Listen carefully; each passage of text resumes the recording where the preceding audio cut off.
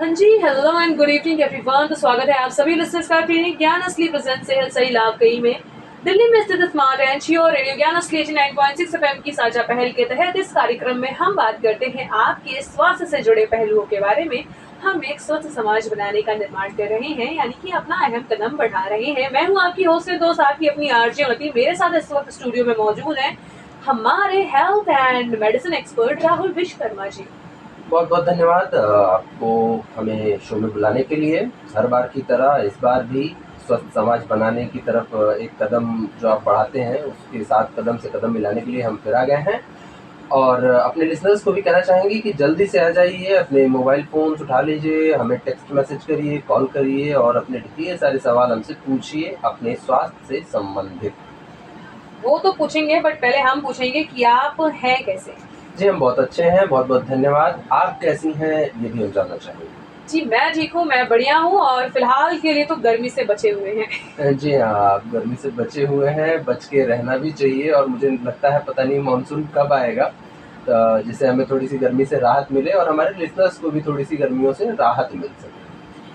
जी हाँ, ये तो मैंने चीज़ देखी है कि उत्तर प्रदेश को छोड़ के बाकी सारे इलाकों में बारिश हो रही है, लेकिन यूपी को तो सूर्य देवता ने खास तौर पे वरदान दिया कि यहाँ पे तो हम अच्छे से दिखेंगे। अभी लोग तरह-तरह की बातें कर रहे हैं कि यहाँ पे पाप ज़्यादा है, यहाँ पे पापी ज़्यादा है। मुझे नहीं पता कि क्या रीज़न है, क्यों यहाँ पे बारिश नहीं हो रही है। मुझे लगता है कि आप लोगों के पास मौसम विभाग की ज़्यादा बेहतर और सटीक जानकारी होती है, तो आप ही बताएँ कि बारिश कब होगी और क्यों नहीं हो रही है? क्यों नहीं हो रही? आपको लगता है कि हम मौसम का शो कर रहे हैं यहाँ बैठ के? लेकिन चलिए ठीक है, अगर आप भी हमें कोई जानकारी नहीं दे सकते हैं तो ठीक है, हम नेचर पे ही डिपेंड करते हैं और प्रतीक्षा करते हैं कि बारिश कब होती है। जी हाँ, तो जब तक बारिश नहीं होती है, गर्मी ऐसे ही बनी रहती है, तो हम बात कर लेते हैं हीट स्ट्रोक के बारे में। हाँ, काफ़ी ज़्यादा अच्छा ये टॉपिक भी है और चूँकि मुझे याद आ गया कि जो फर्स्ट टॉपिक मैंने रेडियो ज्ञानस्थली पे बोला था, वो हीट स्ट्रोक पे ही बोला था। क्या बात है! चलो फर्स्ट पे तो हम नहीं थे, लेकिन अब हम मौजूद हैं आपके साथ। जी हाँ, और फर्स्ट टॉपिक हीट स्ट्रोक पे ही बात की थी और इस चीज़ को लेकर के फिर मुझे ख्याल आ रहा है कि देखते ही देखते 1 साल होने को आ गए। जी राइट, हाँ। अब आपको पता चला कि भाई 1 साल हो चुका है। हम तो क्लिनिक ज्ञान असली में अपने लिसनर्स का ध्यान रखते हुए, बताते हुए न जाने कितनी बीमारियों के बारे में हमने बात कर ली। बहुत सारी बीमारियाँ हर सीज़न में हम लोग कवर करते हैं। कुछ ऐसी भी कवर करते हैं जो जी कहीं हाँ। उड़ के चली आती हैं। बिल्कुल, बिल्कुल, बिल्कुल। तो भाई लिसनर्स, आपका क्या सवाल रहने वाला है ये मुझे चैट बॉक्स में ज़रूर बताइएगा और ऑफ कोर्स मुझे कॉल भी कर सकते हैं। कॉलिंग नंबर है 6393316429। मुझे नहीं करना है राहुल सर को कॉल, वो बताएंगे आपकी परेशानियों के सॉल्यूशंस। मैं तो खुद ही सवाल करने के लिए यहाँ पर बैठी हुई हूँ। जी हाँ, तो ढेर सारे सवाल करिए, अपने मोबाइल फ़ोन्स उठा लीजिए और अपने ढेर सारे सवालों को हम तक पहुँचाइए। अपने फीडबैक्स भी हमको दीजिए, टेक्स्ट मैसेज या चैट बॉक्स में। ऑलराइट, तो इस वक्त जो हम सबसे ज़्यादा परेशान हैं जिन चीज़ों से, पहली गर्मी, दूसरा मेरा हेयर फॉल क्योंकि गर्मी में हर वक्त परेशान रहते जी, हैं, बिल्कुल। एंड तीसरा ये हीट स्ट्रोक। जी। तो ये हीट स्ट्रोक होता क्या है?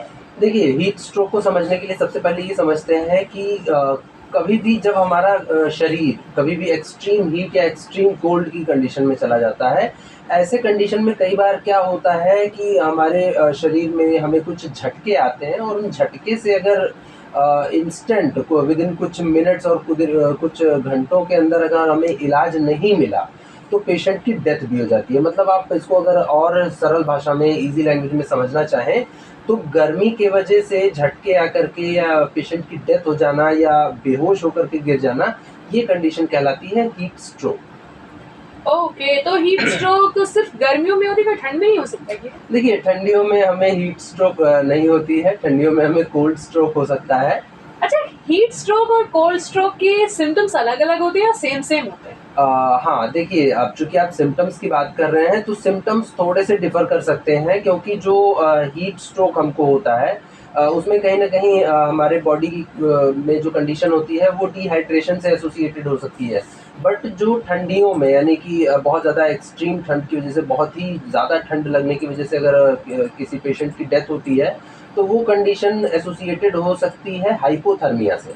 तो थोड़ा-सा सिम्पटम्स अलग हो सकते हैं। हीट स्ट्रोक में एक माइल्ड से थोड़े से झटके जैसे कि मिर्गी वगैरह के दौरे आते हैं, इस सब टाइप के हल्के से झटके और दौरे हमको देखने को मिलते हैं।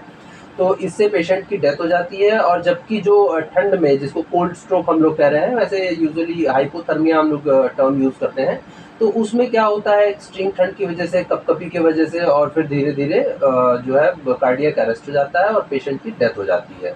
तो थोड़ा-सा सिम्पटम्स डिफ़र कर सकते हैं हीट स्ट्रोक और ये हाइपोथर्मिया यानी कि ठंड यानी कोल्ड स्ट्रोक। मतलब कि अगर बहुत ठंड है तो भी मरोगे और बहुत गर्मी है तो भी। जी हाँ, बिल्कुल। तो कहीं न कहीं ये डिपेंडेंसी होती है नेचर पे, और बहुत ज़्यादा ठंड भी पड़ती है तो हमें बचाव करना पड़ता है, बहुत ज़्यादा गर्मी भी पड़ती है तो हमें बचाव करना ही पड़ता है। तो बिल्कुल, अगर एक्सट्रीम है, चाहे वो ठंड हो, चाहे वो गर्म हो, तो हमें उससे बचाव करना ही पड़ेगा। हम्म फिलहाल यूपी में तो ये वाला केस नहीं होने वाला कि किसी को कोल्ड स्ट्रोक हो रहा हो, सबको हीट स्ट्रोक ही होने वाला है, क्योंकि हाँ। यूपी में फिलहाल ठंड तो ऐसे आती है जैसे कि मुंह दिखाई की रस्म चल रही है। आई मुंह दिखाया चली जी, गई। बिल्कुल। बट वहीं पर जो गर्मी आती है वो इतनी ज्यादा आती है कि ऐसा लगता है अगर बाहर कदम रख दिया ना तो अभी आपका रोस्टेड चिकन बन जाएगा और आप अंदर आ जाओ वापस से। बिल्कुल, बिल्कुल। वास्तव में गर्मियाँ इतनी ही ज़्यादा पड़ रही हैं, और गर्मियों में तमाम तरह की बीमारियों के साथ तो पेशेंट्स को सर्वाइव करना ही पड़ रहा है। उसके साथ ही साथ जो आज आपका टॉपिक है, हीट स्ट्रोक, कई बार ये भी पेशेंट्स को देखने को मिल रहा है, और इसके पेशेंट्स भी हमको इमरजेंसी डिपार्टमेंट में देखने को मिल रहे हैं। ओके, तो ये तो मैंने भी देखा है कि इस वक्त की गर्मी बहुत ज्यादा पड़ रही है। एक्चुअली अगर आप खुद से नहीं समझ पा रहे हो कि गर्मी बहुत ज्यादा पड़ रही है, तो पेड़ पौधों में जो फल लगे होते हैं वो साफ तौर पे बता देते हैं कि गर्मी बहुत ज्यादा पड़ रही है, जितना मुझे चाहिए जी। उससे ज्यादा गर्मी है और वो टूट के नीचे जी, गिर जी, जाए। जी, बिल्कुल, बिल्कुल सही बात है। तो भाई चाहे पेड़ हो चाहे इंसान हो, गर्मी सबके लिए खराब है। एंड सब लोग कहते हैं कि भाई पेड़ लगाओ, गर्मी हाँ। बचेगी, बट मुझे लगता है ना, पेड़ पेड़ खुद से तुम चाहे कितने भी लगा लो तुम नहीं लगा सकते। तो हमको चिड़िया बचाने की जरूरत है, क्योंकि हमारे जितने भी जंगल होते हैं वो कहीं ना कहीं जानवरों के द्वारा ही बनाए गए होते हैं। Exactly, exactly. चूंकि बहुत ही डीप बात आपने कह दी, और मुझे नहीं लगता है कि हमारे सारे लिसनर्स इसको समझ पाए होंगे। देखिए, जो जंगलों का निर्माण होता है, फॉरेस्टेशन होती है, उसमें जो चिड़िया, पक्षियाँ ये होते हैं, इनका बहुत बड़ा रोल होता है। राइट। चूंकि ये फलों को खाते हैं, और फलों के बीज जो है वो इनके बीट के द्वारा, इनके मल के द्वारा यहाँ से वहाँ ट्रांसफ़र होता है, और इससे नए पेड़ों का निर्माण होता है। बहुत ही अच्छी बात कही है। तो आपको जंगलों के साथ-साथ फिर चिड़िया, पक्षियाँ, इनको भी बचाने की तरफ कुछ न कुछ कदम ज़रूर उठाना चाहिए। वही मैंने भी नोटिस किया कि लोग हमेशा एनवायरमेंट डे पे चलाते हैं, पेड़ लगाओ पेड़ लगाओ। मैं कहती हूँ तुम चिड़िया बचाओ, अपने आप पेड़ लगते चले जाएंगे। एग्जैक्टली, क्योंकि इसीलिए ये जो एक साइकिल कहा जाता है, मतलब एक जो एटमॉस्फेयर है उसका भी एक साइकिल है, लाइफ भी है उसका एक साइकिल है, तो कहीं ना कहीं ये एक साइकिल है, और उसमें सभी जितने भी बर्ड्स हैं, अभी एक मैं रिसेंट एक स्टडी पढ़ रहा था, उसमें मुझे पता चला कि ये जो आई डोंट थिंक इसको इंग्लिश में बीटल वॉर्म या क्या बोलते हैं, बीट वॉर्म जो भी कहते हैं, गोबरेला ऐसा करके कोई जानवर होता है। क्या आप इसके बारे में जानती हैं, कभी सुना है आपने? मैंने ऐसे बहुत सारे जानवर सुने हैं जो फिलहाल के लिए पेड़ों पे चढ़ते हैं, फल तोड़ते हैं, खाते हैं, और उसको छुपाने के चक्कर में कि कोई और ना खाए, बेचारे उस जमीन में लगा तो देते हैं बट भूल जाते हैं कि हमने भूल छुपाया जाते हैं। कहाँ। चलिए, फिलहाल मैं गोबरेले की बात कर रहा हूँ, और इसको अगर एक्सप्लेन करना चाहें, तो एक आपने एक छोटा सा कीड़ा देखा होगा जो गोबर के गोल गोल छोटे छोटे बॉल। बीटल। हाँ, छोटा बीटल होता है। अभी ओके उसको ओके क्या कहते हैं मुझे नहीं पता ओके है। ओके ओके, तो वो बीटल की शेप पे लगता है वो। हाँ, बीटल के शेप में रहता है। और मैं भी एक स्टडी पढ़ रहा था, उसमें मुझको ये पता चला कि जो जंगल होते हैं, जंगलों को बचाने में, जंगलों को खाद वगैरह देने में, पोषण करने में गुबरैलों का बहुत बड़ा योगदान होता है। क्योंकि जंगल के जो जानवर होते हैं, स्पेशली हाथी, भैंसे जैसे जो बड़े जानवर होते हैं, वो क्विंटल्स की मात्रा में, बहुत बड़ी मात्रा में खाना खाते भी हैं, और बहुत बड़ी मात्रा में वो गोबर भी करते हैं। गोबरेली क्या करते हैं, उनको छोटे-छोटे उनके बॉल्स बना करके उनको अर्थ के नीचे पहुँचाते हैं। मतलब आप समझिए कि वो कितना बड़ा रोल प्ले कर रहे हैं, और जिसमें से 90% वो जो अपना गोबर वहाँ पहुँचा रहे हैं, उनको वो भूल जाते हैं, उनको पता भी नहीं होता कि हमने कहाँ पे रखा है। राइट। और वो धीरे-धीरे जो है फर्टिलाइज़र का काम करता है, और काफ़ी ज़्यादा हेल्प करता है जंगल को ग्रो करने में। तो ऐसे छोटे-छोटे जानवरों का, छोटे-छोटे एनिमल्स का, कीड़े-मकोड़ों का बहुत बड़ा रोल होता है, तो हमें कहीं न कहीं उनके तरफ भी ध्यान देना चाहिए। देखा, मैं तो हीट स्ट्रोक पे बताते बताते मैंने ये भी बता दिया कि इन्वायरमेंट में बचाना क्या है।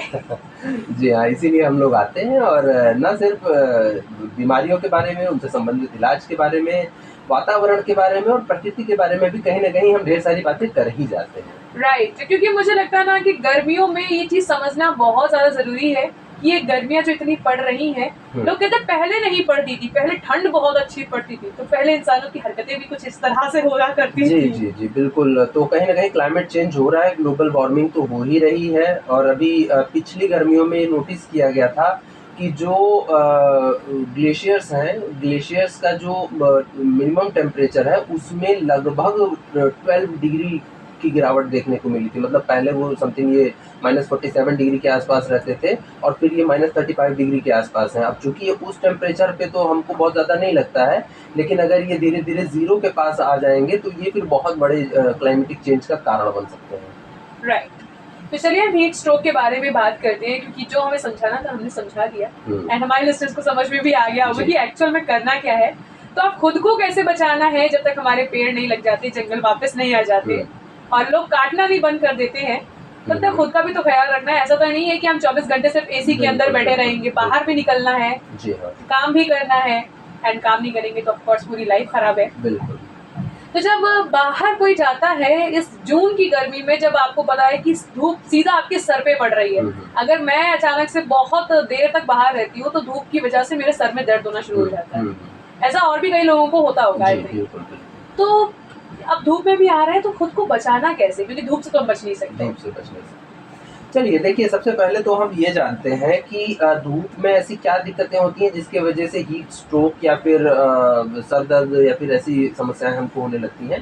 देखिए, सबसे पहले तो समझिए कि जो हमारी बॉडी होती है, हमारी बॉडी के मैक्सिमम जो पार्ट्स होते हैं, मैक्सिमम ऑर्गन्स होते हैं, इनफैक्ट जो ब्लड तक होता है, वो बना होता है प्रोटीन से मिलकर। जी। इनफैक्ट जो ब्लड सेल्स होते हैं, आरबीसीज़ होती हैं, वो भी प्रोटीन से मिलकर के बनी होती हैं, एक तरह के प्रोटीन होते हैं।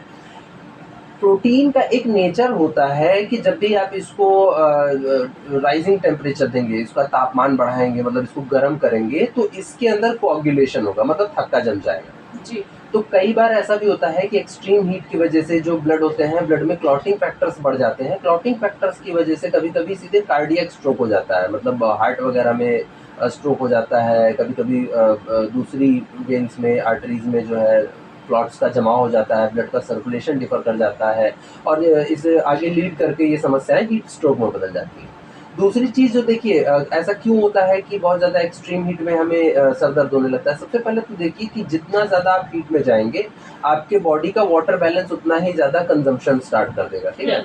वाटर का कंज़म्पशन स्टार्ट हो जाएगा और वाटर जब भी आपकी बॉडी से निकलता है, जब भी आपकी बॉडी से पानी निकलता है पसीने के तौर पे, तो वो सिर्फ़ पानी नहीं निकलता है, अपने साथ कई तरह के मिनरल्स को लेकर के निकलता है। जी। जिसमें सबसे ज़्यादा कॉमन तो हमको सोडियम और क्लोरीन देखने को मिल जाता जी। है। जब भी बहुत ज़्यादा एक्सट्रीम पसीना होता है, बहुत ज़्यादा गर्मी लगती है, तो सबसे पहले तो वाटर लॉस होता है, जिसको हम मेंटेन नहीं कर पाते हैं।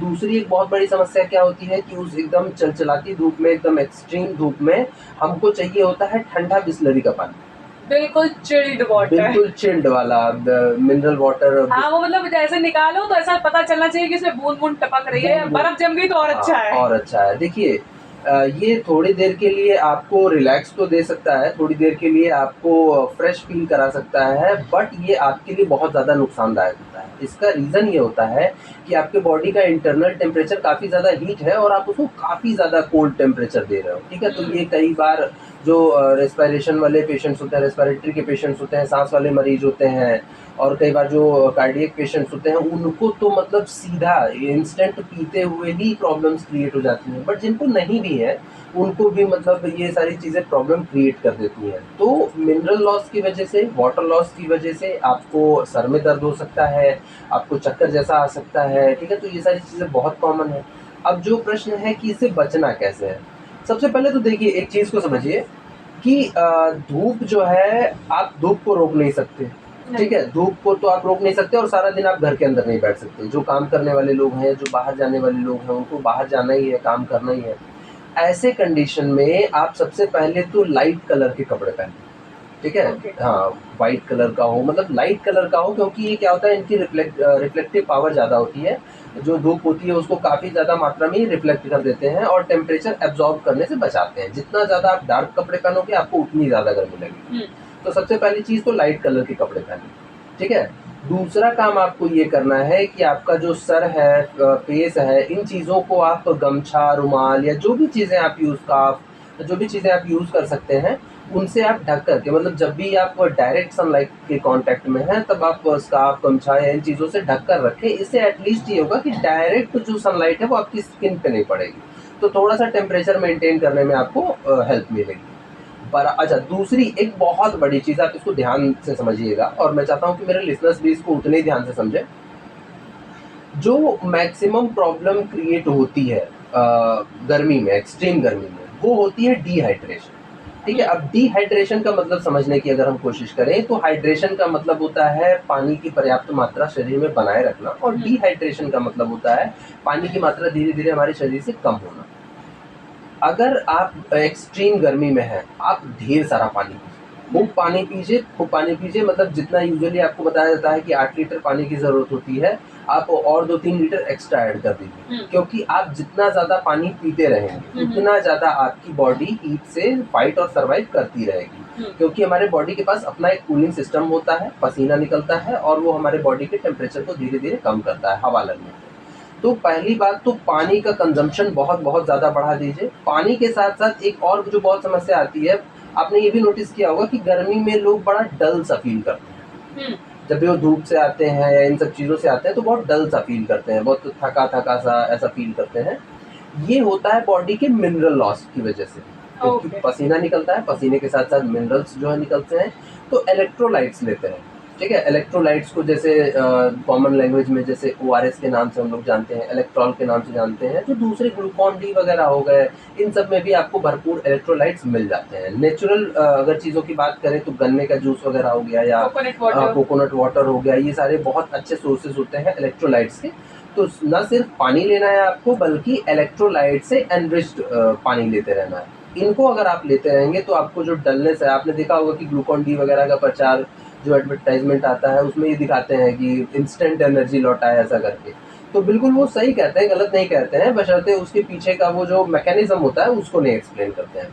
तो इलेक्ट्रोलाइट्स को लेते रहिए, पानी का कंजम्पशन बहुत ज़्यादा इंक्रीज़ कर दीजिए, इससे काफ़ी ज़्यादा चांसेस बढ़ जाते हैं आपके एक्सट्रीम हीट को सर्वाइव करने के। ओके।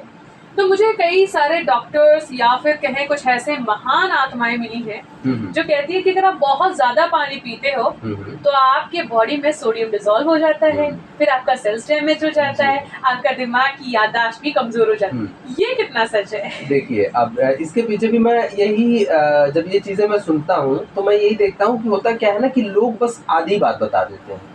अच्छा, आधी बात बता देते हैं और फिर जो हमारे लिसनर्स हैं बेचारे, वो आधी बात सुन करके वो डर जाते हैं, कंफ्यूज हो जाते हैं। राइट। अगर कोई मुझसे ये कहे कि तुम बहुत पानी पी लो तुम्हारा सोडियम खत्म हो जाएगा, न्यूरॉन्स नहीं बनेंगे, तो ऑफ कोर्स जिनको थोड़ी बहुत बायोलॉजी के बारे में पता है उनके अंदर ये खौफ बैठ वो गया तो बड़े परेशान हो जाते कि हैं। न्यूरॉन्स ही खत्म, मेरा दिमाग चलना बंद हो जाएगा। देखिए, इसको समझने के लिए आप समझिए, पानी आपको कितना पीना है ये डिपेंड करता है आपके वाटर कंजम्पशन। ओके। मतलब आपके शरीर को वाटर की नीड कितनी लग रही है। जी। अच्छा, मैं इसका एक और बहुत छोटा सा पैमाना बता देता हूँ, क्योंकि ऐसा कोई हमारे पास मीटर तो है नहीं राइट। कि हम उससे टेस्ट कर लें कि हमारे बॉडी को नीड कितनी है। देखिए, आप पानी, सपोज आपने 1 लीटर पानी पिया, आप इसको ऐसे अंदाजा लगा सकते हैं कि ठंड में अगर आपने 1 लीटर पानी पिया है तो विद इन, मुझे लग रहा है कि 20 टू 40 मिनट्स, 20 से 40 मिनट के अंदर अंदर आपको जो है यूरिनेशन के लिए आपको ऐसा सिग्नल्स आएंगे कि आपको यूरिन के लिए जाना चाहिए, पेशाब करने के लिए जाना चाहिए। ठीक है, क्योंकि ब्लैडर्स फुल हो जाते हैं। जी।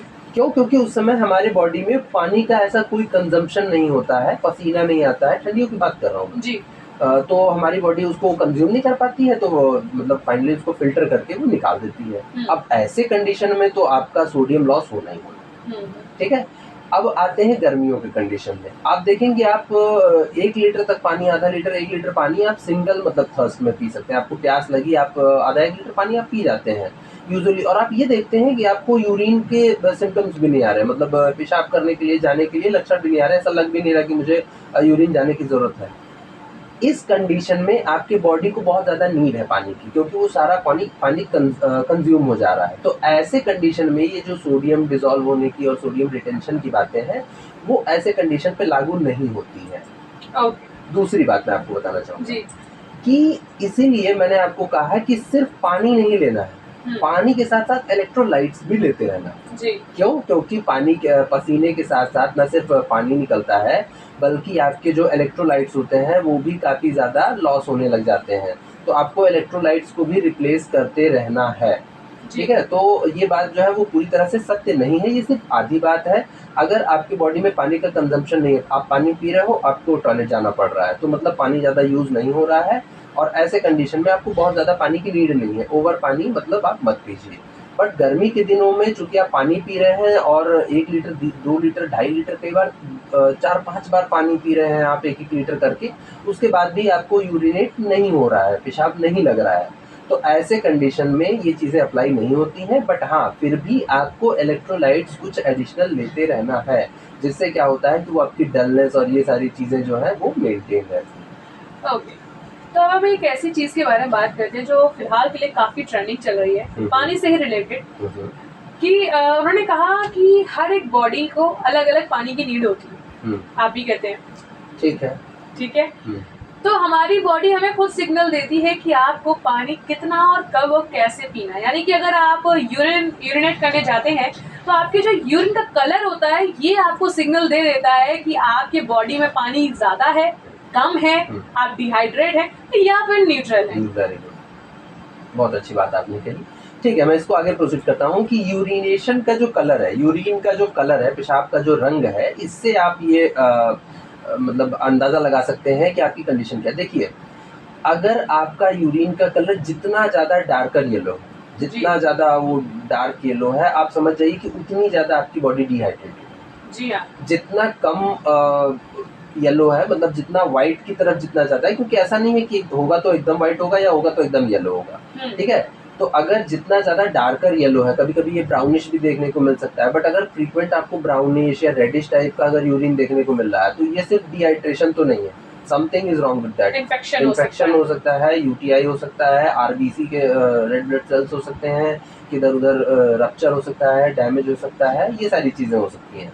बट अगर हम कलर के हिसाब से हाइड्रेशन और डिहाइड्रेशन को समझें, तो जितना ज़्यादा डार्कर येलो कलर है, ब्राउनिश कलर है, उतना ज़्यादा आप डिहाइड्रेटेड है, और जितना ज़्यादा वाइटिश कलर है उतना ज़्यादा मतलब उतना ठीक आपके बॉडी में अभी अवेलेबल है वाटर, और आपको बहुत ज़्यादा वाटर की ज़रूरत नहीं है।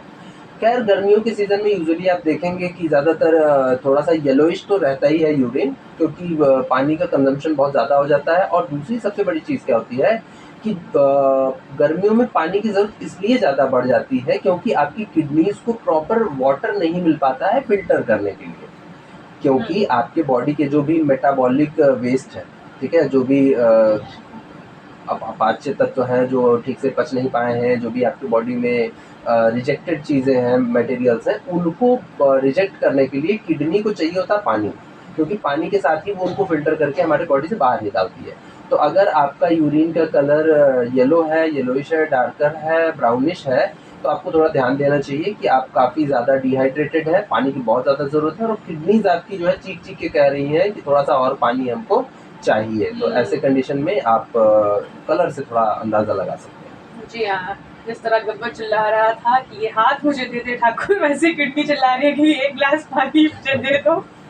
जी हाँ, ओके, तो चलिए हम इसकी बात करते हैं। हमने बहुत सारा पानी पी लिया, हम हीट स्ट्रोक से बच भी गए, लेकिन अगर किसी की बॉडी में किसी ने थोड़ा सा नमक ज्यादा खाया है, उसने पानी पिया, लोग कहते हैं इससे मुझे ब्लोटिंग हो रही है, नमक इतना मत लो, बीपी बढ़ जाएगा, हार्ट अटैक आ जाएगा। बट वहीं पर एक कुछ लोग ऐसे भी होते हैं जो कहते हैं कि ऐसा नहीं होता कि आपको नमक खाने से हार्ट अटैक आ रहा है, आप पानी ज्यादा पी रहे हो, क्योंकि नमक खाने के बाद आपको प्यास बहुत ज्यादा लगती है, आप पानी बहुत ज्यादा पी रहे हो, बॉडी में वाटर बहुत ज्यादा है और प्रेशर बनेगा, और जब ये प्रेशर आपके दिल तक पहुंचता है तब आपका बीपी और आपको हार्ट अटैक जैसी प्रॉब्लम्स आती है।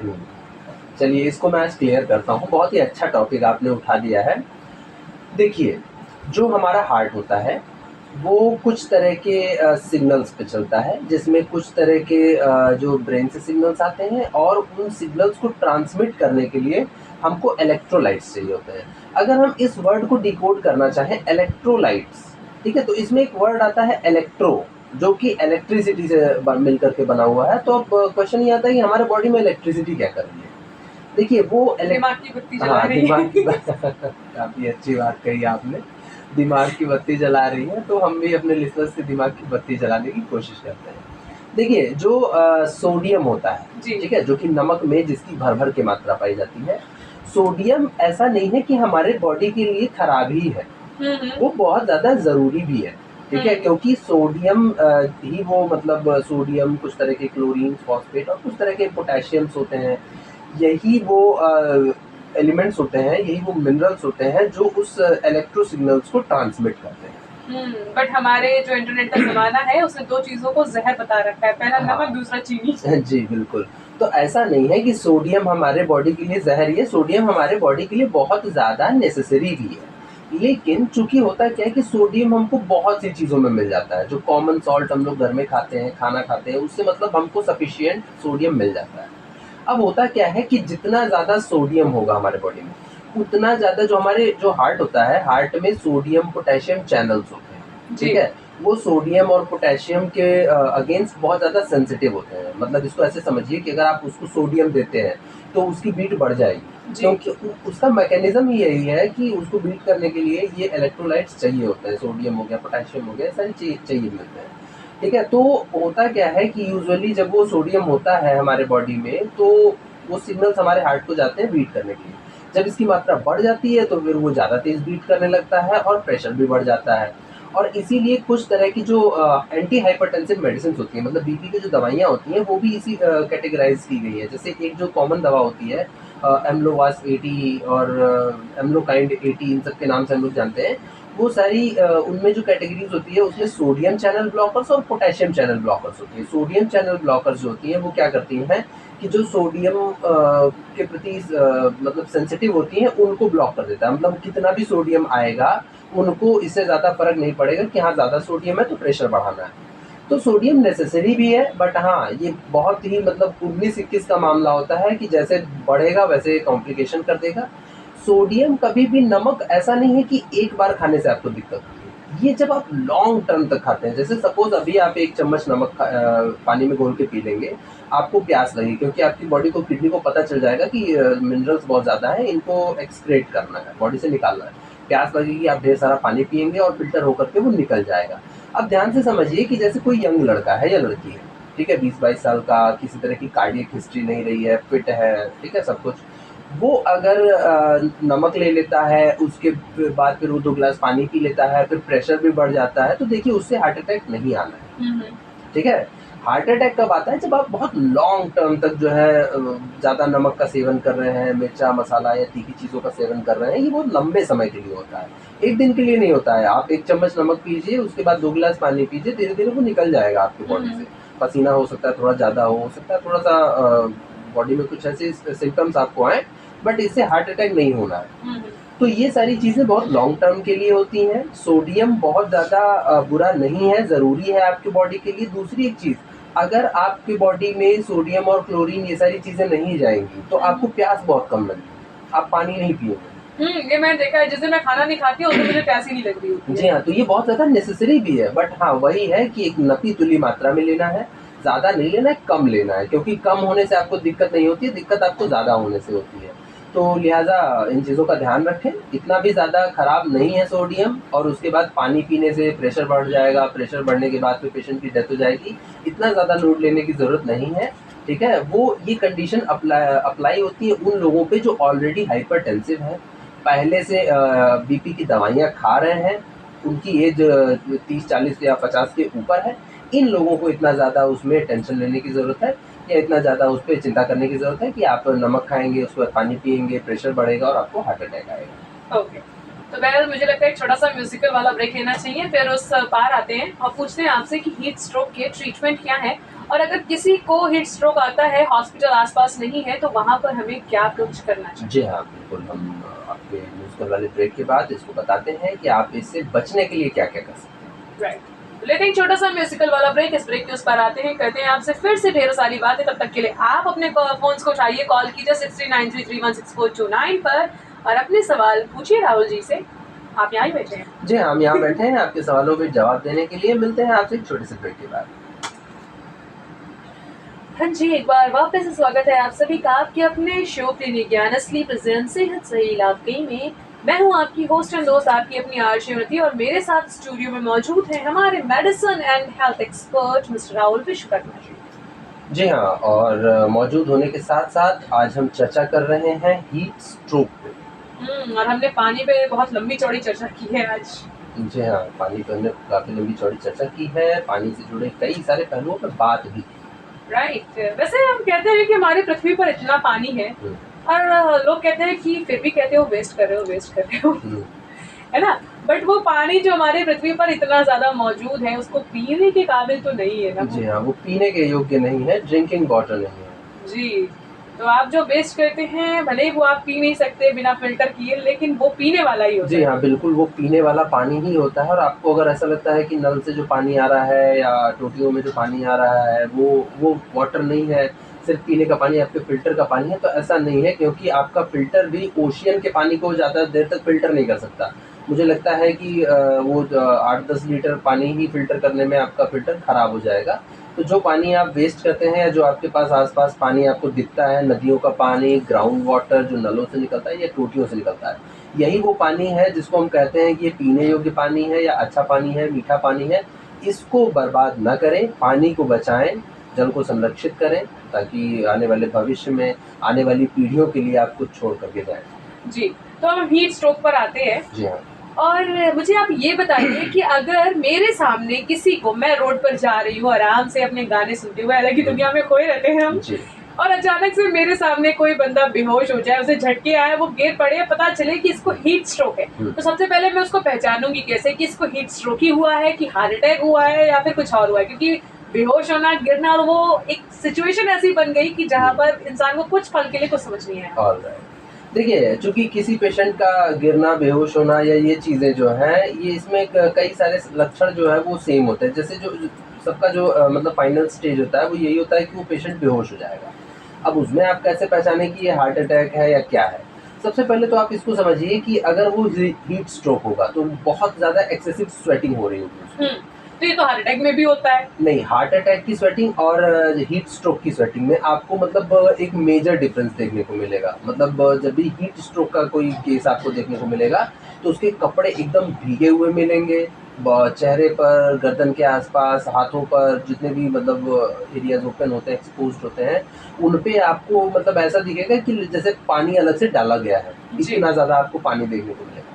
दूसरी बात, जब आप उसकी जो हथेली उठा कर के उसकी नब्ज़ को चेक करेंगे, तो नब्ज़ को चेक करने के साथ आप ये पाएँगे कि उसकी जो बीट है वो हार्ट अटैक के केस में आपको या तो बहुत ज़्यादा हाई मिलेगी या हुँ, तो बहुत ज़्यादा लो मिलेगी। हुँ, जो पल्स है, जो आप यूजुअली ऐसे कलाई पे चेक करते हैं, इनको अगर आप चेक करेंगे, तो या तो वो बहुत ज़्यादा हाई मिलेगी या तो बहुत ज़्यादा लो मिलेगी, अगर वो होगा हार्ट अटैक का कंडीशन। हुँ। बट अगर वो हीट स्ट्रोक का कंडीशन होगा, तो उसमें आपको एवरेज मिलेगी, ना बहुत ज़्यादा हाई मिलेगी, ना बहुत ज़्यादा लो मिलेगी। मतलब जैसे हमें डेली बेसिस पे मिलती है। डेली बेसिस पे मिलती है। इसके अलावा हार्ट अटैक की कंडीशन में जो बॉडी होती है, बॉडी का टेम्परेचर थोड़ा फॉल डाउन होता है। हुँ, ठीक है? उस समय में चिल्स की जो चीज़ें आपको देखने को मिलती हैं, बट हीट स्ट्रोक में आपको टेम्परेचर काफ़ी ज़्यादा हाई मिलेगा, क्योंकि आप ये देखिए कि जो आपको हीट स्ट्रोक होता है वो एटलीस्ट जो है 40 डिग्री, 41 या 39, वैसे 39 पे तो नहीं, 40-41 के ऊपर ही आपको आता है। हुँ, हुँ, तो चूँकि इतना ज़्यादा जब आप टेम्परेचर आप उसका देखेंगे, तो कभी उसके नेक के पास अगर आप टेम्परेचर को हाथ को टच करके टेम्परेचर को मतलब फ़ील करने की कोशिश करेंगे, तो आपको लगेगा कि काफ़ी हाई टेम्परेचर है। हुँ, तो इससे आप पता लगा सकते हैं कि ये स्ट्रोक का मामला है। बहुत ज़्यादा स्वेटिंग होगी, पसीना बहुत ज़्यादा होगा, टेम्परेचर काफ़ी ज़्यादा हाई होगा, पल्स रेट मतलब एवरेज नॉर्मल के आसपास मिलेगी और पेशेंट जो है वो थोड़ा बहुत हिलाने-डुलाने पे कभी रिस्पॉन्ड कर सकता है, कभी-कभी नहीं भी कर सकता है। हार्ट अटैक का जो पेशेंट होगा वो अगर अलाइव भी है, ज़िंदा भी है, मतलब अभी हार्ट अटैक की कंडीशन से सर्वाइव कर रहा है, आप कुछ भी बोल दोगे वो आपकी बात पे रिस्पॉन्ड नहीं करेगा। हुँ, हुँ, वो उसको दर्द होगा, साँसें रुकी-रुकी सी लेंगी, ऐसा लगेगा कि उसकी साँस उखड़ रही है, ठीक है? वो साँस नहीं ले पा रहा, फूल रहा है। तो मतलब एक जो थोड़ा-सा बेसिक जिसको ये आइडिया होगा या जो हमारा ये शो सुन रहा होगा, उसको फर्दर तो ये आइडिया लग जाएगा कि हाँ, हम कैसे आइडेंटिफ़ाई करेंगे कि ये हीट स्ट्रोक है या क्या है, हुँ। ठीक? अब हाँ। अच्छा, जब हमने बात की थी कि जब किसी को हार्ट अटैक आता है, हुँ, हुँ। तो हॉस्पिटल तुरंत पहुँचा पाना, एम्बुलेंस को तुरंत बुला पाना ऑलमोस्ट नामुमकिन है हुँ। और बहुत केसेज़ यही होते हैं कि हम बुला नहीं पाते इसलिए बंदा नहीं रहता है। जी, बिल्कुल। तो हमने आपसे पूछा था क्या करना चाहिए? हुँ। आपने कहा हमें सीपीआर देना हुँ। चाहिए। तो अगर किसी को हीट स्ट्रोक हुआ है, हुँ, तो हुँ। उसको कैसे सर्वाइव करने के लिए हम उतनी देर तक एक फर्स्ट एड दे सकते हैं? हाँ, ये बड़ा ही अच्छा क्वेश्चन है और इसको समझिए। जैसा कि अब मैं थोड़ा-सा पीछे चलता हूँ कि जैसा कि मैंने बताया था सीपीआर देते हैं, कार्डियोपल्मोनरी रिससिटेशन, ठीक है? तो उसमें होता क्या है, हार्ट अटैक में हमारा हार्ट रुक जाता है, हुँ, हुँ। जिसकी वजह से पेशेंट फेंट कर जाता है, बेहोश हो जाता है।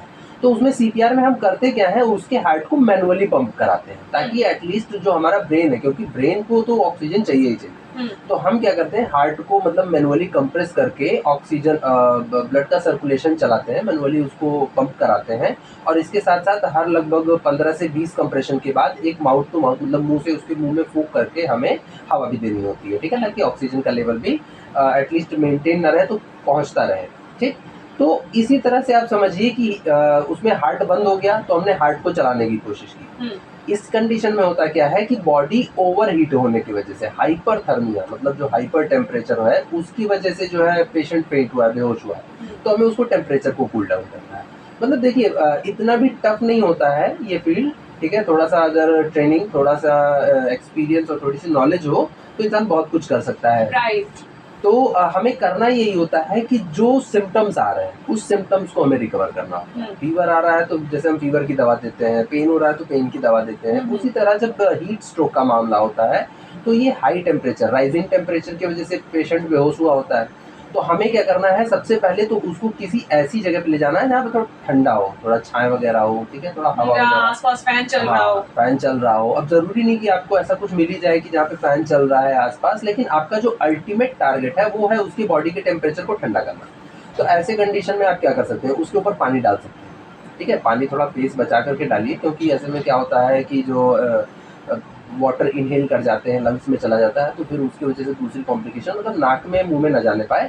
फेस पे डाल सकते हैं, नेक पे डाल सकते हैं, चेस्ट के एरियाज पे डाल सकते हैं, आप पानी डाल सकते हैं। आइस पैक अप्लाई कर सकते हैं अगर आपके पास अवेलेबल हो तो। अभी अब सड़क चलते मुझे नहीं लगता कि आइस पैक्स आपको मिलने वाले हैं, बट लड़कियों के पास मिलेंगे। अगर लड़कियों के पास क्योंकि है, कुछ महिलाएं होती है वो अपने साथ हर वो चीज लेकर चलती है जो उन्हें लगता है कि ये इम्पोर्टेंट है, ये इम्पोर्टेंट है, उनका मेकअप हो गया, उनका सामान हो गया, वाइप्स हो गए हैं और थोड़ा सी बर्फ भी होगी। बड़ी अच्छी बात आपने हमको बताई, क्योंकि मुझे पता नहीं था। और अगर लड़कियां ऐसे चलती हैं तो मैं लड़कियों से ये अनुरोध करूंगा कि कभी भी अगर आपके पास आइस पैक और किसी आप बेहोश आदमी को देखे तो जरूर दौड़ के उनके पास जाए। हो सकता है आपकी जी हाँ, मैं बता रही हूँ आपको, सीक्रेट है उनका, उनके पास ऐसी चीजें होती हैं जो आपको आपकी जान जा रही है वो बचा लेंगी आपको। हाँ, ये मैं मानता हूँ, क्योंकि लड़कियों के पास ना कुछ तरह के एडिशनल अप्लायंसेज वो लेके चलती है। आई डोंट नो कि उन्हें क्या कहना चाहिए, बट मैंने अप्लायंसेज बोल दिया, ठीक है। तो अभी देखिए हीट स्ट्रोक के पेशेंट की प्रॉब्लम ये होती है कि उसकी बॉडी का टेम्परेचर काफी ज्यादा राइज हो गया है, इतना ज्यादा कि वो टॉलरेबल नहीं है, वो बेहोश हो गया है। ऐसे कंडीशन में आपको सबसे पहले पेशेंट को किसी कंफर्टेबल जगह पे प्लेस करना है, ठीक है, करवाना है, जैसे भी आप कर सकते हैं। उसके आसपास एयरवे को मेंटेन करना है, ठीक है। सबसे ज्यादा एक समस्या क्या होती है कि कभी भी कोई पेशेंट बेहोश हुआ है तो उसको 4-5 लोग मतलब घेर के खड़े हो जाते हैं। हाँ, वो भीड़ की हम भी तो देखे हुआ क्या है। तो सबसे पहले ठीक है आप देखिए, मैं ये नहीं कह रहा हूँ कि मत देखिए, बट थोड़ा सा एयरवे मेंटेन करिए कि थोड़ा हवा वगैरह आती जाती रहे जी। उसको थोड़ा सा हवा करिए। पानी अगर आपके पास अवेलेबल है, उस जगह पे आ सकता है तो पानी डालिए। मतलब अल्टीमेट टारगेट आपका होना चाहिए कि उसके बॉडी टेम्परेचर को ठंडा करें, ठीक है। अगर आप उसके बॉडी टेम्परेचर को थोड़ा सा 2-3 डिग्री भी ठंडा कर लेते हैं तो आपको फिर थोड़ा सा उसकी बॉडी में मूवमेंट देखने को मिलेगा। जी। जब उसकी बॉडी के मूवमेंट देखने को मिले तब आपको उसको ओरली कुछ देना है, ठीक है। बहुत ज़्यादा मैं एक छोटी सी बात यहाँ पे और भी ऐड कर दे रहा हूँ, किसी भी तरह का अगर पेशेंट है वो बेहोश है जी। उसको पानी पिलाने की कोशिश मत करिए, जी। ठीक है, क्योंकि ज़्यादातर डेथ क्या होती है वो होती है पानी को लंग्स में एस्पायरेट कर जाने की वजह से। क्योंकि चूंकि वो पानी निकल तो सकता नहीं है लेकिन ब्रीथ चल रही होती है, सांस चल रही होती है, और जब भी आप मुंह में पानी डालते हो वो एस्पायरेट करके लंग्स में चले जाते हैं। और लंग्स में अगर पानी गया तो मतलब कॉम्प्लिकेशन से 50-70% और बढ़ गई। जी। तो जब तक उसको मूवमेंट ना हो, थोड़ा बहुत वो होश में ना आए, तब तक आपको उसे पानी नहीं पिलाना है, ठीक है। तो सबसे पहले उसके बॉडी के टेम्परेचर को ठंडा करिए, आइस पैक डालिए, पानी डालिए, बर्फ वाला पानी भी डालिए। अगर आइस पैक्स हो तो उसके बॉडी पे प्लेस करिए। अब ये प्रश्न है कि आइस पैक्स प्लेस कहाँ करना है, दोनों अंडर आर्म्स में, मतलब बाहों के बगल में आप वहाँ पर प्लेस करिए, पैरों के तलवे में, हाथों के तलवे में, पेट पर, ठीक है। चेस्ट के पास मत डालिए, चेस्ट के पास आइस पैक्स नहीं देना है, साइड साइड में दे सकते हैं, अंडर आर्म्स में आप दे सकते हैं, अपर चेस्ट में नहीं देना है। पेट पे आप डाल सकते हैं, थाइस पे दे सकते हैं, तलवे पे दे सकते हैं, हाथ पे दे सकते हैं। इन सभी जगहों पे आप आइस पैक्स दीजिए, ठंडा पानी डालिए। ठंडा पानी तो आप कहीं भी डाल सकते हैं, ठीक है। तो ठंडा पानी डालिए, आइस पैक्स दीजिए, हवा वगैरह दीजिए, थोड़ा सा टेम्परेचर उसका कम हो। अगर पेशेंट थोड़ा बहुत हरकत कर रहा है, थोड़ा बहुत मूवमेंट में आ रहा है, फिर उसको आप पानी पिलाइए। ठंडा पानी देंगे तो ज़्यादा बेहतर रहेगा। बहुत ज़्यादा चिल्ड नहीं देना है कि एकदम मतलब वो फ्रीजिंग पॉइंट वाला पानी हो, -1 डिग्री या 0 डिग्री का, ठीक है? थोड़ा एक जो नॉर्मल फ्रिज का पानी होता है, ठंडा है, वो पानी देंगे। तो इससे क्या होगा, उसकी बॉडी का इंटरनल टेम्परेचर भी काफ़ी तेज़ी से थोड़ा बहुत 1-2 डिग्री फॉल डाउन होगा। शरीर को ठंडा कीजिए, हवा दीजिए, आइस पैक्स दीजिए, शरीर पे पानी डालिए और जब थोड़ी बहुत हरकत करने लगे पेशेंट, तब उसको आप पानी पिलाइए। पानी के साथ-साथ अगर कुछ इलेक्ट्रोलाइट्स वाले जैसे जूस हो गया, ठीक है? और जैसे कोकोनट वाटर आपने बताया, ग्लूकॉन डी हो गया, इलेक्ट्रॉल हो गया, मतलब इलेक्ट्रोलाइट्स भी अगर आप उसको देते हैं, तो काफ़ी ज़्यादा बेहतर पेशेंट फ़ील करेगा।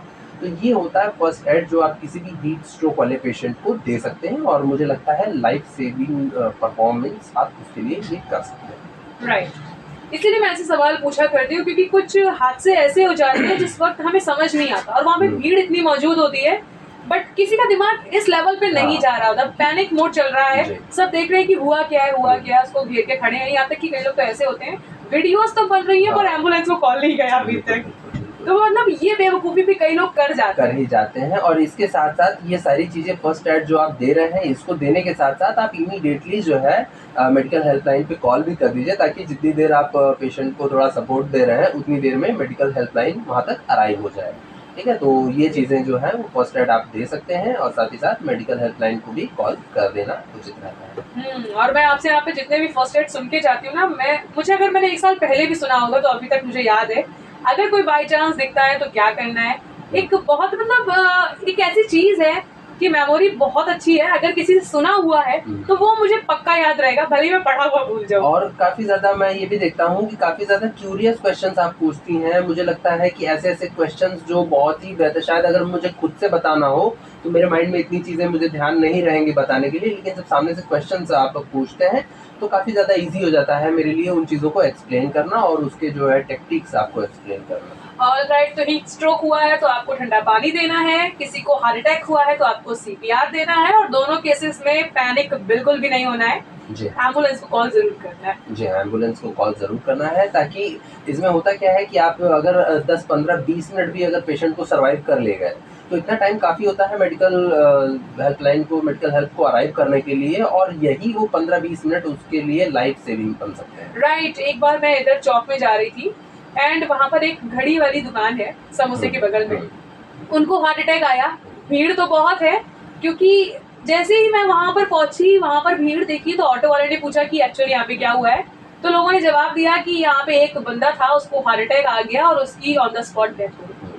तो मैंने पूछा कि ऑन द स्पॉट क्या सेकंड्स के अंदर? बोले नहीं, कुछ मिनट तक तो था बट सेकंड्स के अंदर नहीं, और तब तक एम्बुलेंस ही नहीं आई है, किसी ने कॉल नहीं किया, जब कॉल किया तो एम्बुलेंस नहीं है। मैंने कहा अगर फर्स्ट एड आपको पता होता तो उसकी जिंदगी बच सकती। एग्जैक्टली। और चूंकि यही रीज़न होता है कि क्या होता है कि लोगों को पता होता नहीं है कि हमें ऐसे कंडीशन में करना क्या चाहिए, वो घबरा जाते हैं। कई बार मैंने ये जो बात कही है मैं फिर से रिपीट कर रहा हूँ, अगर कभी भी पेशेंट बेहोश है, प्लीज उसको पानी मत पिलाइए, जबकि लोग करते ही हैं, सबसे पहले लोग पानी पिलाते हैं। मैंने भी बचपन से देखा है, किसी को दौरे भी पड़ते हैं, किसी को दौरे बोलते हैं, तो उसको लोग या तो पानी मुंह पे डालेंगे, पता नहीं क्या अजीबोगरीब से रिचुअल्स करना शुरू कर देते हैं, चप्पल सुंघाना, ऐसा कुछ ऐसे किसी को होश थोड़ी ना आता है। ठीक है, देखिए काफी अच्छी बात कही है, लेकिन मैं बार बार रिपीट कर रहा हूँ, अगर कोई भी पेशेंट बेहोश कंडीशन में है तो आप उसको चप्पल सुंघा लीजिए, वो ठीक है, बट पानी प्लीज मत पिलाइए, क्योंकि अगर आप पानी पिलाएंगे पेशेंट एस्पायरेट कर गया तो चांसेस बहुत ज्यादा घट जाते हैं उसके सर्वाइवल के। राइट, तो मुझे लगता है कि अगले हफ्ते मैं आपसे कई सारे मिथ्स पे बात करने वाली हूँ। कुछ ऐसी चीजें आजकल बहुत ज्यादा फेमस हैं, मैं लोगों के मिथ भी क्लियर करती हूँ, उनको बीमारियों से भी बचा रही हूँ। एंड फिर भी हमारे लिसनर्स के इतने सारे हमने मिथ्स क्लियर कर दिए हैं कि हमारे लिसनर्स आराम से बैठ के सुन रहे हैं। एंड आपको हम बता दें कि इतने सारे लिसनर्स आपको सुन रहे हैं फिलहाल के लिए, क्योंकि हमारा शो बहुत पॉपुलर हो चुका है 1 साल के अंदर अंदर। चलिए, मैं अपने लिसनर्स को भी बहुत बहुत धन्यवाद देता हूँ, क्योंकि हमें यहाँ पे जो भी टीआरपी होती है, मुझे नहीं पता है इतना टेक्निकल वर्ड्स में इसको क्या बोलते हैं, हम कई बार देखते हैं बहुत सारे लिसनर्स हमको सुन रहे होते हैं, फ़ोन भी करते हैं, मैसेज भी करते हैं, बहुत बहुत धन्यवाद। देखते देखते 1 साल बीत गया आप लोगों के बीच में, बहुत अच्छा लगता है हमें आपके बीच आते हुए। और कई बार मैंने मेंशन भी किया है और आज फिर मेंशन करते हैं, जितनी ज़्यादा अहम भूमिका मेरी है आपको ये सारी चीज़ें बताने में, उतनी ही अहम भूमिका आपकी फेवरेट वाली आरजे उन्नति मैडम की भी है, क्योंकि इनका माइंड मुझे नहीं लगता कि आरजे के फील्ड में कितना ज़्यादा क्यूरियस है, बट मेडिकल फील्ड में काफ़ी ज़्यादा क्यूरियस माइंड लेकर के आती हैं और बहुत ही बेहतरीन और उम्दा सवाल पूछती हैं, जो मेरे लिए बहुत आसान हो जाता है। मैं उनका जवाब दे करके अपने लिसनर्स की बातों को क्लियर कर पाता हूँ। ऑलराइट, तो फिलहाल के लिए मुझे लगता है कि अब हमें चलना चाहिए। अगले हफ्ते मिलते हैं, फिर आपसे करते हैं कुछ ऐसे मिथ्स को क्लियर जो फिलहाल के लिए बहुत ज्यादा पॉपुलर हो गए हैं। एक तो पानी वाला मैंने आज ही आपसे पूछा था, जी हाँ, पानी वाला आपने है ना, पूछा। खाने को लेकर, पानी को लेकर, तेल को लेकर, मतलब ऐसे ऐसे मिथ्स चल रहे होते हैं जिनको सुनने के बाद मुझे हंसी भी आ रही होती है, और जो वो मिलियंस के लोग देख रहे हैं, कमेंट कर रहे हैं कि ओ माय गॉड ऐसा भी होता है, मुझे उस पे हंसी भी आ रही होती है कि क्या, कैसे यकीन कर रहे तो हो। काफ़ी ज़्यादा इंटरेस्टिंग होने वाला है हमारा अगला शो। अगले संडे को हम लोग काफ़ी ज़्यादा जो गलतफ़हमियाँ हैं, जो अफ़वाहें हैं, मिथ हैं, उन पे बात करने वाले हैं। और अभी हम अपने लिसनर्स को बताते हैं, आप भी अगर ऐसे कुछ मिथ, कुछ ऐसी गलतफ़हमियाँ या कुछ अफ़वाहें जानते हैं, तो प्लीज़ आप आइए, हम तक शेयर करिए, हो जिससे सकता हम। है आपके घर वाले कुछ ऐसे मिथ्स को हमेशा से मानते चले आए हो, जी अपने हाँ। दादी नानी, जी। तो आप हम तक आइए, अपने मिथ्स बताइए और हम उन्हें भी क्लियर करते हैं, आपको भी क्लियर करते हैं। तो अगले हफ्ते फिर मुलाकात होती है। जी हाँ, अगले हफ्ते फिर मुलाकात होगी। जाने से पहले मुझे लगता है कि कुछ मैसेजेस आए हैं और हमें उनका जवाब देना चाहिए, अगर उन्नति मैम इसकी परमिशन दे तो।